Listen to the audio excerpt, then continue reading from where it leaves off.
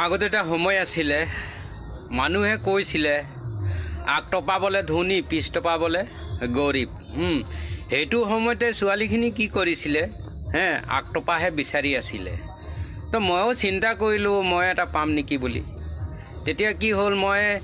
মানে ধনী হ'ম তাৰপিছতে বিয়া পাতিম সেইটো মই চিন্তা কৰিলোঁ চিন্তা কৰাৰ পিছতে মই চিন্তা কৰিলোঁ আগ টপানো কেনেকুৱা হ'ব লাগিব সেইকাৰণে মই আগফালে এখন চক না একদম চুলিখিনিয়ে চব টানি উঘালি দিলোঁ নহয়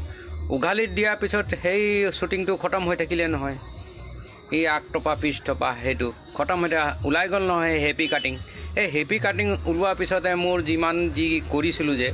চুলি উলি যিমান মই এই চব উঘালি পেলাই দিলোঁ তাৰপিছতে আকৌ হেপী কাটিং ওলাই যোৱাৰ পিছত আকৌ চব কেঞ্চেল হৈ থাকিলে নহয়